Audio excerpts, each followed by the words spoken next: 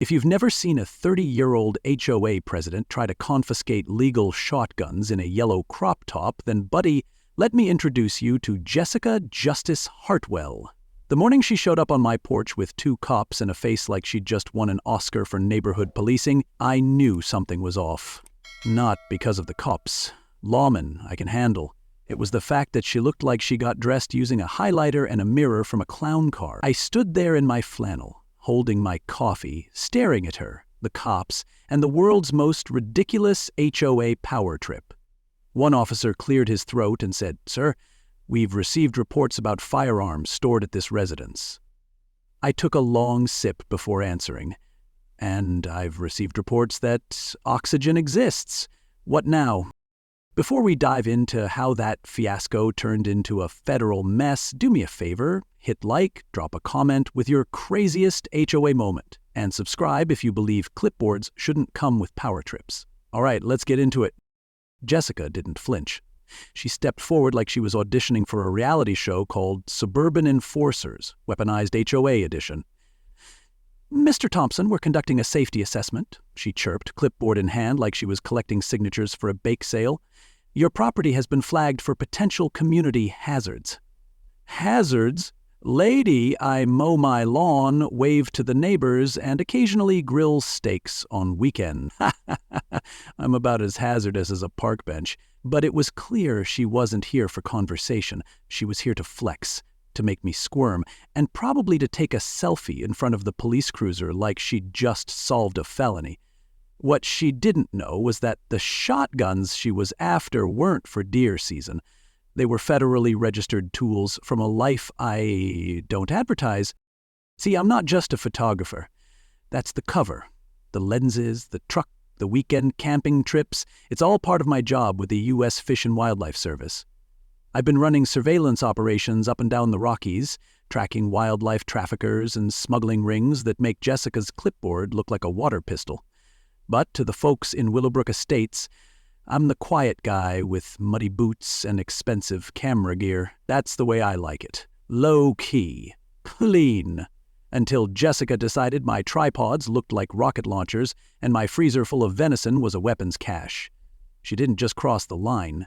She brought a marching band and a megaphone. The thing about Jessica is she's not your usual HOA busybody. No, she's got ambition.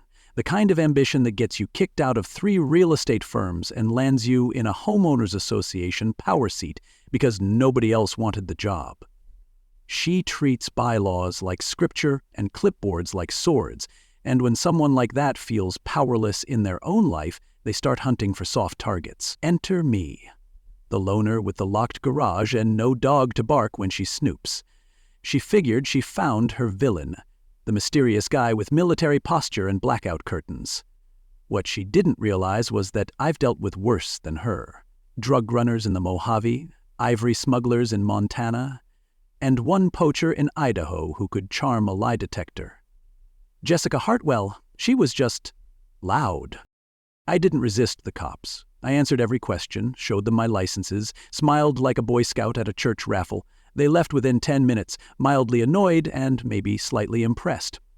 Jessica, on the other hand, stormed off like a firecracker with a slow fuse, that yellow crop top flapping behind her like she was on a mission from the HOA gods. And as I watched her strut across my lawn, phone in hand, muttering about protocols and compliance, I realized something chilling. This wasn't about guns. This wasn't even about me. Jessica wasn't clueless. She was laying the groundwork. And I figured she was nosy. I didn't know she thought she was Homeland Security. Stick around, because next time she brings backup and a whole new flavor of crazy. If that made you laugh or groan or clutch your HOA bylaws a little tighter, hit that subscribe button and share this with someone who's been hunted by a clipboard. They say if you can't find the crazy neighbor in your HOA, it's probably you. Except this time, it was definitely Jessica. And she brought backup. Less than 24 hours after her crop top SWAT cosplay failed to shake me, she doubled down. I woke up to a HOA community safety notice taped to my door like it was a warning from Homeland. The font? Comic Sans. Signed by Jessica, of course. HOA president and self-declared sheriff of Willowbrook. By lunch, she was circling the block again, clipboard in hand, phone in the other, stopping at my driveway and staring just a little too long, like she was waiting for me to blink first. But here's where it turned from weird to straight-up surveillance. I started noticing the old man across the street sitting in his lawn chair with a notebook. He'd never been much for fresh air, but suddenly he was out there every time I opened the garage. Coincidence? Sure. Until I caught him snapping a picture of my truck with a camera older than both of us. Then came the dog walker lady, who passed my house 6 times in one morning. 6. Same tiny dog, same overdramatic gasps like she was shocked that someone might load gear into a truck on a Saturday. One day she even pretended to drop her phone right by my mailbox, crouched down and turned that lens up like she was casing the joint for a heist. I wasn't paranoid. I was a federal agent being hunted by the PTA. So I started digging. A quick background check on Jessica Hartwell revealed a trail of job applications, terminations, and one glorious LinkedIn profile that listed leadership visionary right between event organizer and unpaid sabbatical. Turns out, she'd been fired from Pinnacle Realty 8 months earlier for what her exit paperwork called consistent interpersonal hostility. Translation, she'd played HOA cop at work, too. I even found a post she made 2 weeks ago about dealing with non-compliant residents who threaten neighborhood values. That wasn't HOA language, that was cult recruitment messaging dressed up in pastel bullet points. She wasn't trying to keep people safe, she was trying to build a kingdom, with her as queen and everybody else under surveillance. You'd think the rest of the HOA board might pump the brakes, right? Nope. The vice president, Robert Chen, looked like he aged 10 years every time Jessica opened her mouth. At the last board meeting, she stood up and announced a new community threat matrix, which sounded like something lifted from a Marvel movie. Robert just nodded like a man who'd already signed the lease on a regret. The treasurer, bless her, asked what exactly the matrix measured. Jessica smiled and said, resident compliance and behavioral patterns. That's when I realized she wasn't just improvising anymore. She was organizing. She called it her Community Safety Task Force. I called it the HOA's version of the Stasi. She posted a sign-up form to the neighborhood Facebook page with 3 requirements: concern for community, flexible hours, and access to a smartphone.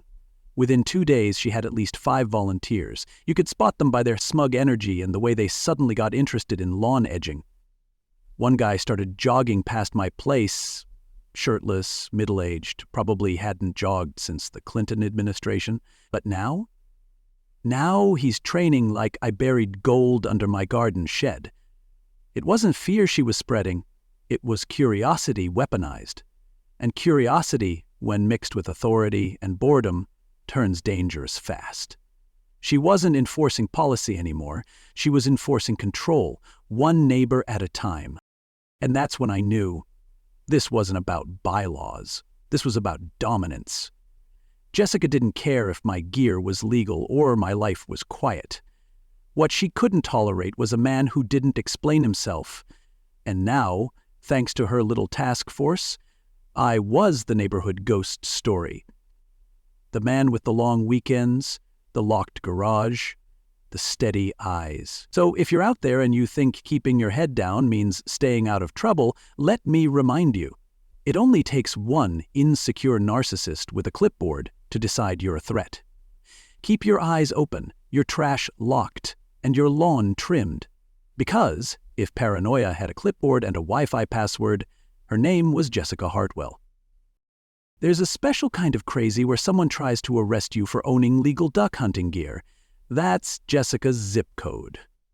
I had just finished cleaning my truck bed when I heard the unmistakable sound of a cruiser pulling into my driveway. Not just any cruiser, one with backup headlights still on, engine running, and a fresh-faced officer trying his best to look like he belonged in the situation. Behind him, Jessica.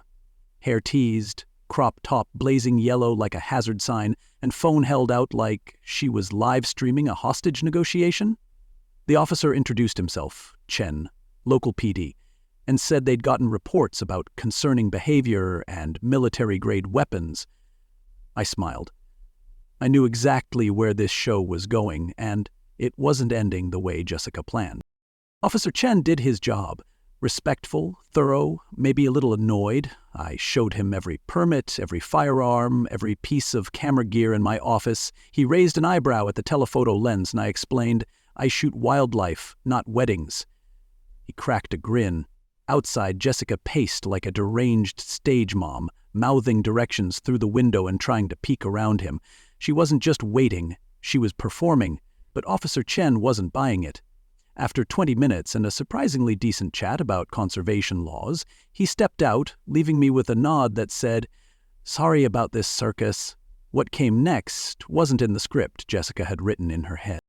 The moment Officer Chen closed my front gate, Jessica pounced.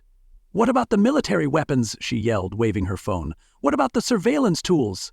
He calmly explained, again, that everything was legal and properly documented. That's when her volume hit pitch and her logic flew straight out the window. "You're not taking this seriously. He's watching the whole neighborhood. He's a threat." Neighbors had started peeking through blinds. Some cracked windows. Jessica didn't care. She stepped in front of the cruiser like she was blocking a tank. "You can't leave until you do your job properly. He's dangerous." I leaned against my fence post, arms crossed, watching her melt down like it was a poorly written play I didn't audition for. Then came the moment I didn't expect. Karen Brennan, the quiet widow from 2 houses down, walked up my driveway carrying a plate of cookies and the face of a woman who'd had enough. "Officer, I apologize for the chaos. Jessica's been enthusiastic lately," she said diplomatically. Then she looked straight at me and whispered, "We need to talk." After the officer left, cookies exchanged, Karen gave me the backstory. Jessica had done this before, harassed a neighbor so viciously that the poor woman sold her house just to escape the drama. Karen's voice dropped. "This isn't just HOA nonsense. She's building something. She told Patterson you were the first of many. She's calling it a community cleanup. You're her test case." Suddenly the photos, the notes, the Facebook posts, they weren't just intimidation, they were recruitment tools. That night, I scrolled through the HOA Facebook group. Jessica had posted a long, breathy rant about dangerous elements hiding behind polite facades, followed by blurry screenshots of me mowing my lawn and unloading gear. The comments? Split. Some neighbors praised her vigilance, others just used emojis to express various shades of discomfort. But I saw it now. This wasn't about code violations or even control. Jessica had created a story where she was the hero, protecting the neighborhood from a shadowy threat. And I was her monster in camo. It was a cult narrative with sidewalks and recycling bins. And if that sounds ridiculous, just remember, people have started wars over less. So if you're in a quiet neighborhood, thinking nobody notices you, you might be right. But if someone decides you're the villain in their HOA fairy tale, buckle up. This wasn't about me anymore. She was building a religion. I was just the devil in camo. I knew things were bad when Jessica started planting ammo boxes in my trash. But the real red flag? She matched them to her outfit. A little camo duct tape on the lid, just enough to suggest tactical. It was a Tuesday morning when I found the mess. Coffee filters, shredded mail, and 2 empty boxes labeled 308 Win, neither of which I'd ever bought in my life. I knew every round I owned, and that wasn't it. But that wasn't the point. The point was theater. Jessica wanted someone to find it, and sure enough, Mrs. Patterson was already waddling past with her phone out like it was part of her morning cardio. That's how the HOA newsletter later claimed suspicious military waste had been discovered outside my residence. If fear had a fashion consultant and a community budget, her name was Jessica. The next wave came online. Our HOA group chat, which used to be 90% complaints about dog poop and mail mix-ups, turned into Jessica's personal true crime podcast. She posted grainy photos of my gear, circled with red filters like she was tracking Bigfoot. She created timelines, unmarked packages delivered, late-night movement, weapon sounds. My camera tripod was described as possible surveillance boom. My camping tent was potential sniper blind. Every comment she made was framed with one phrase: community safety. And to be honest, it worked. Neighbors stopped making eye contact. I'd wave, they'd turn away. Mr. Kowalski started clipping his hedges in my direction while holding his phone like a body cam. I'd gone from neighbor to suspect overnight. And I hadn't even changed my socks. Karen came back, this time not with cookies, but with Mike Sullivan, a neighborhood lawyer who looked like he'd rather be drinking bourbon than talking about HOA gossip. But he took it seriously. "She's laying the groundwork for a legal ambush," he said. "She's creating a hostile paper trail, and if nobody checks her, she might try a citizen's arrest. Or worse."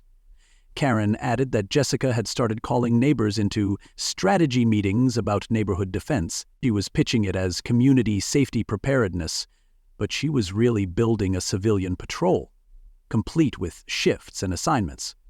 "She's not just power tripping," Karen warned. "She's weaponizing paranoia." I didn't want to believe it, but then Jessica stepped it up in a way that left no doubt. A black SUV showed up outside my house that Friday. 2 men got out, clean-cut, firm posture, definitely not from around here. One held a file folder, the other kept scanning the property like he expected a dog to leap out of the bushes. They didn't knock, just took pictures, wrote notes, and left. I followed them around the block, caught a glimpse of a binder labeled Willowbrook Safety Initiative. This wasn't HOA protocol. Jessica had hired outside help, maybe private security, maybe worse. Either way, my federal cover was now cracked wide open. If any of her investigators had real resources or stumbled on a federal database, they'd figure out I wasn't a backyard photographer. I was running out of time and she was gaining momentum. And just when I thought she'd topped out, she took it physical. At 3:08 a.m. Saturday morning, my security camera caught a figure in dark clothes trying to pry open my garage. They weren't good at it, but they were determined. And when the motion light came on, they bolted. But not before dropping a lockpick tool labeled property enforcement. Whether it was Jessica herself or one of her recruits, it didn't matter. That was no longer just harassment, that was trespassing with intent. My investigation, 14 months of federal work, was officially in jeopardy. I'd been hunted by warlords and traffickers, but HOA cosplay with pepper spray, this was next level. If you're listening to this and thinking, that could never happen in my neighborhood, you might want to double-check who's running your community watch. And maybe ask yourself, what would you do if your neighbor wasn't just nosy, but strategic, obsessed, and dressed for war? Jessica's grand finale was calling the cops on me while I was prepping evidence for Congress. Bold move, crop top. That Thursday started like any other. Strong coffee, quiet inbox, and a stack of wildlife trafficking files I needed to submit for federal review. But by 10:14, IMing, my driveway was crawling with patrol cars, a detective, and Jessica standing front and center, bouncing on her heels like she'd just won HOA bingo. She had her phone out, recording, as if this was going to be her viral moment. Her bright yellow crop top, of course she wore it, flapped in the breeze like a warning flag to anyone with common sense. "We're here regarding multiple reports of weapons violations and suspicious surveillance," one officer said as he stepped onto my porch. Jessica beamed like she'd summoned a SWAT team. She had no idea she'd just triggered the end of her reign. I stayed calm, because unlike Jessica, I had paperwork. I invited the detective and his partner into my home office and pulled out my federal credentials. "Special Agent Albert Thompson, U.S. Fish and Wildlife Service. I'm conducting an ongoing federal operation under DOJ authority." I watched the blood drain from the detective's face. You ever see a man realize he just walked into a jurisdictional landmine? That's what it looked like. "Wait here," he said, then stepped outside and immediately got on the radio. Jessica, still filming, shouted, "He's lying!" "That's fake. He's impersonating an officer. He's a threat. He's been spying on us." Her voice was shaking now, not because she was scared, but because her entire fantasy was slipping through her fingers. The other officers huddled around their squad car. Dispatch confirmed everything within 15 minutes. Agent credentials valid, operation classified. Harassment noted. And just like that, The air shifted. Jessica's voice got shriller, her arm waved wider, and then came the scream. "He's not supposed to win! I did everything right!" Neighbors started coming out. Karen stood on her porch, arms folded. Mr. Kowalski dropped his hedge clippers. Jessica's eyes darted to every set of windows. Her spotlight moment was turning into a courtroom documentary. She kept shouting, "He tricked you all! He's the danger here! He's been lying!" But the detective wasn't even listening. He was talking into his radio, confirming that Jessica had submitted multiple false complaints against a federal agent. That's when she tried to spin it. Hard. "I was protecting the neighborhood. I was told to report suspicious behavior." The detective didn't buy it. He asked her to step back. Jessica refused. "This is my community. I have the right to ask questions." He nodded slowly, pulled out a notebook, and said the words that changed everything. "Ms. Hartwell, you may have interfered with a federal investigation. We're going to need to collect your statements, officially." Jessica turned pale, not just embarrassed, cornered, because she knew what that meant. Not a warning, not a citation, a case file, a real one. And the moment those words hit, her empire, her little HOA kingdom built on fear, gossip, and color-coded lies, started to crack, right there in my front yard. She tried to pivot again, muttering something about neighborhood safety and moral authority, but no one was listening anymore. The cops were talking to each other, neighbors were talking to each other, and for once, nobody was talking to her. I stood there, silent, arms folded, while the woman who'd tried to ruin my life realized she'd just detonated her own. Turns out, filing false reports against a federal agent is less HOA leadership and more felony. So if you've ever been bullied by someone who thinks a clipboard makes them untouchable, here's your reminder. The truth doesn't need to shout. It just waits for the right moment to show up, flash a badge, and flip the entire game. Stick around, because Jessica's real trouble was only just beginning. And this time, the HOA rules don't apply. The last time I saw Jessica, she was pushing a janitor cart past a Taco Bell. Same yellow crop top, less swagger. She didn't see me in the truck. Maybe she didn't want to, but the sight of her hunched over a mop bucket hit like poetic justice dipped in bleach water, because 8 months earlier, she was standing on my porch, phone in hand, yelling about community safety while trying to dismantle a federal investigation with Facebook posts and flare pens. But when someone comes for you with fake power and you happen to be holding real federal credentials and a civil rights lawyer on speed dial, you don't just fight back, you file paperwork that burns hotter than napalm. Mike Sullivan and I went surgical. The lawsuit named Jessica Hartwell, the HOA board, and 3 of her more enthusiastic clipboard disciples. Charges: harassment, defamation, obstruction of federal operations, and good old-fashioned emotional distress. The demand: her immediate removal from any HOA role, $55,000, 0 cents in damages for the federal disruption, and a permanent restraining order.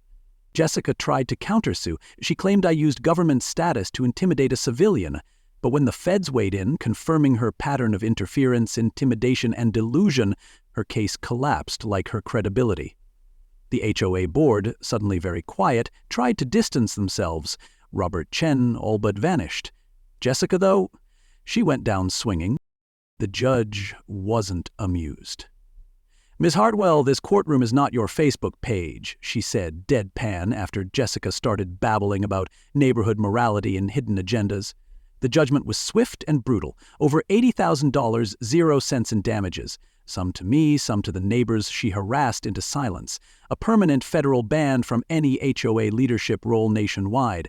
And 3 years of probation with a psychological evaluation requirement. As her lawyer read the ruling aloud, Jessica just stood there, glassy-eyed, probably calculating how many clipboards she'd need to sell to cover the debt. But her public fall wasn't the most satisfying part. That came from the community she once controlled, like a budget. Karen Brennan and the rest of the neighborhood formed a residents' rights committee. Their first act? rewriting the HOA charter to include transparency, resident veto power, and a mandatory background check for all board members. Their second act, electing me as HOA president. Yep, me. The guy she painted as the monster in camo was now the one everyone trusted to protect their peace. My first order of business was simple, a community-wide forgiveness policy, with one exception. Jessica Hartwell. Her name was permanently listed under no authority access. No clipboard, no meetings, no voice. Just silence. Her personal life didn't fare much better. Her husband filed for divorce 2 weeks after the judgment, citing emotional abuse and financial endangerment. The house? Gone. The car? Repossessed. She moved into a rented unit on the edge of town and took a night janitor job to scrape together enough money to cover the court-ordered damages. And while I don't revel in anyone's pain, let's just say when you spend a year trying to destroy innocent people, your karma check doesn't bounce. It overdrafts. But here's the kicker. While she was spying on me, Jessica's obsessive note-taking and drone footage inadvertently captured members of a local wildlife trafficking ring using our HOA dumpsters for drop-offs. Her paranoia accidentally solved the case I'd been working undercover for months. That evidence helped secure 3 federal indictments. I received a commendation from my division, a letter of thanks from the U.S. Attorney's Office, and ironically, a bonus that covered my legal costs almost to the dollar. Funny how the woman trying to expose me ended up giving me a promotion and a federal medal. Karma wears boots and sometimes a badge. So if you've ever felt powerless under the weight of petty authority, remember this. The truth moves slow, but when it hits hard. And if you've got your own Jessica Hartwell in your life, stay calm, keep records, and let justice do what it does best. Clean house. If this story hit home or just hit the spot, go ahead and drop a comment with your craziest HOA moment, and subscribe for more true tales that prove sometimes karma doesn't knock, it kicks the door in.